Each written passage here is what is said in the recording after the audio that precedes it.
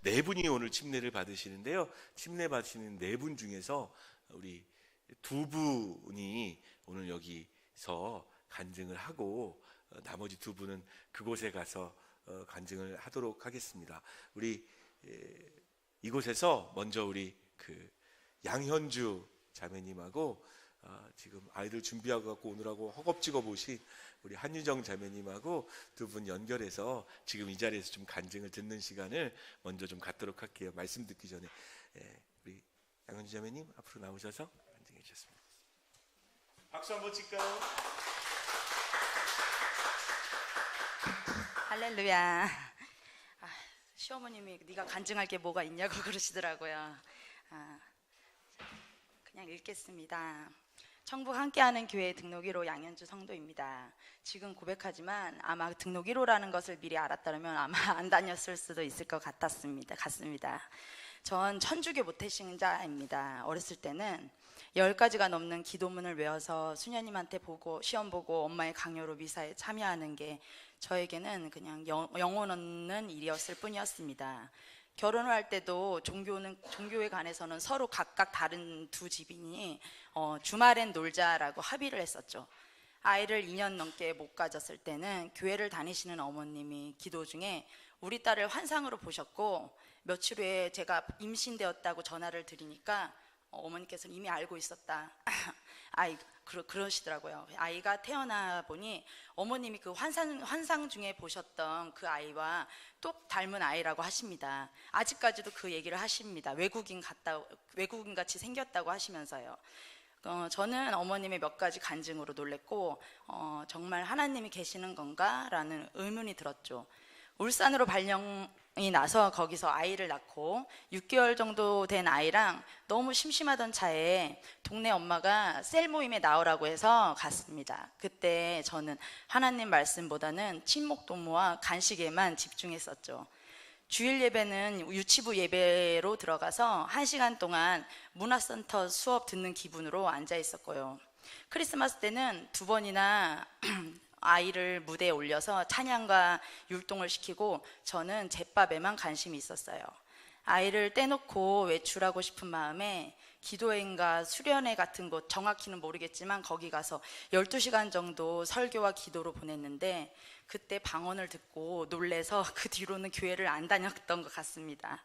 다시 평택 청북으로 이사를 오고 1년 반 동안에는 교회도 안 다니고 육아에 찌든 삶을 살다가 혁준이를 어린이집에 보내는 작년 9월에 사모님을 놀이터에서 우연히 만났어요. 그래서 거기서 교회로 들어와서 발 마사지를 받으러 들어옵니다. 정말 현실적이고 이성적인 제가 성경 공부를 하자고 먼저 제시했고 마더와이즈를 시작하면서 성경 일독을 5주 만에 끝내면서 잠언 쓰기에 성경풀이 책까지 모두 읽고 하나님을 알아야 교회를 다닐 수 있을 것 같은 느낌에 열심히 배웠습니다. 아이를 위해서 다니고 싶었는데 생각만 갖고 있었지 막상 어디로 다녀야 할지 몰랐던 저에게 사모님과의 만남은 하나님의 계획하에 있었던 것 같습니다. 하나님과 예수님의 관계도 모르고 마리아가 처녀인 것도 모르고 아무것도 모르는 것, 정말 원초적인 질문에도 항상 아랑곳하지 않고 대답해 주신 목사님과 사모님께 감사드립니다.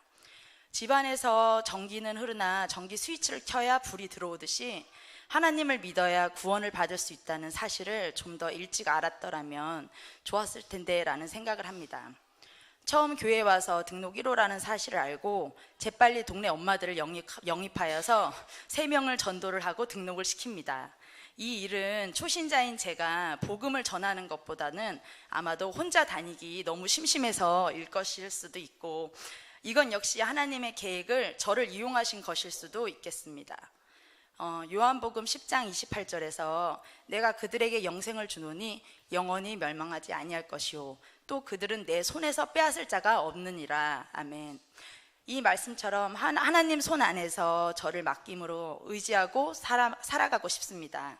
하나님께서 우리 죄를 사하여 주시고 구원해 주셨으니까요.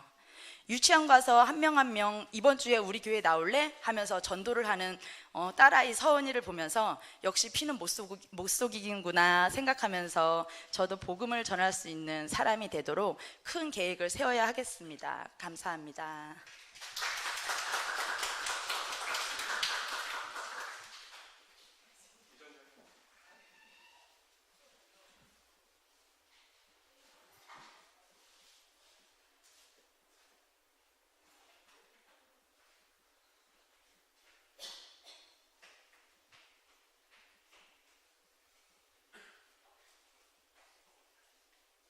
네, 안녕하세요.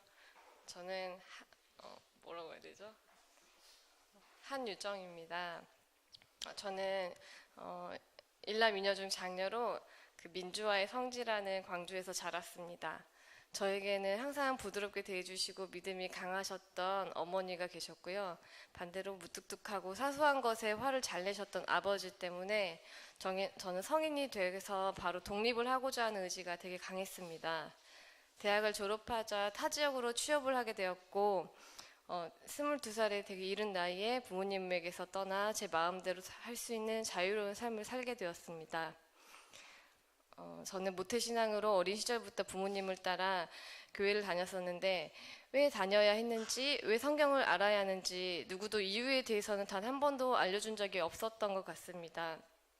머리로는 하나님이 계신다고 생각하지만 마음이 다가가질 못했던 것 같습니다.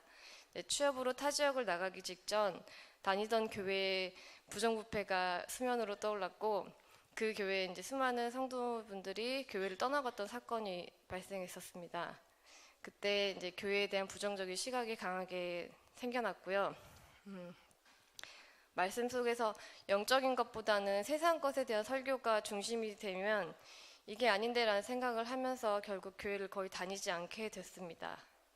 교회에 다니지 않았어도 힘들고 어려운 일이 있을 때는 기도로 하나님을 찾았었고 언젠가 다시 나가게 될 교회에 대한 희망을 갖고 있었습니다. 그리고 언젠가 하나님이 저를 교회로 인도할 것이라는 믿음을 항상 가지고 있었습니다. 이제 시간이 흘러 남편을 만나 결혼을 했고 정상적으로 첫 아이를 분만했는데 둘째 아이는 고위험 산모로 분류가 돼서 수술을 하게 됐습니다. 당시 수술 도중에 사망하는 사례가 좀 있어서 되게 무서운 마음으로 수술대에 올랐었는데 수면 마취가 들어갈 때까지 계속 친정 엄마가 얘기한 대로 주기도문을 외웠던 기억이 납니다. 너무 무서웠지만 죽음이라는 것도 하나님의 뜻이라는 생각을 하면서 마음을 편하게 먹게 되었습니다. 수술이 무사히 끝났고 마취에서 깨어났을 때 하나님께 살아있음을 감사했고요. 태어나면 꼭 교회에 나가고 싶으니 저에게 맞는 교회가 나타나게 해달라는 기도를 했습니다. 그때 인생에 가장 많은 생각을 했던 시기였고요. 한참 육아로 정신없이 바쁘던 시기를 지나 교회 다니겠다는 약속을 지키지 못한 제 마음의 양심이 가책을 느끼고 있는 찰나에 지인의 소개로 함께하는 교회에 나오게 됐습니다. 첫날 목사님의 말씀을 들으니 내 영혼이 채워지는 느낌을 많이 받았습니다. 하나님이 저에게 주신 말씀이구나라는 생각에 마음의 울림을 느꼈습니다. 교회의 발걸음을 인도해 주시는 분도 하나님이심을 새삼 깨달으며 저는 겉으로 우는 편이 아니라서 되게 마음으로 많이 울었습니다. 모든 일을 행할 수 있게 하는 것도 하나님이시고 능력을 주시는 자도 하나님이십니다. 내게 능력 주시는 자 안에서 모든 일을 할 수 있느니라. 빌립보서 4장 13절은 제가 평소에 가장 좋아했던 말씀입니다. 제가 다시 교회에 나갈 수 있게 행함을 주신 하나님께 감사하고 부끄러움이 없는 하나님의 자녀가 되기를 소망합니다. 이제는 하나님께 더욱 다가가는 마음으로 침례를 받으려고 합니다. 죄인인 저희들을 위해 예수님이 십자가에 못 박혀 죽으심으로 저희를 구원하셨음을 믿으며 저희 삶에 하나님이 항상 함께 하심을 믿고 의지하며 온전히 믿기를 원합니다. 감사합니다.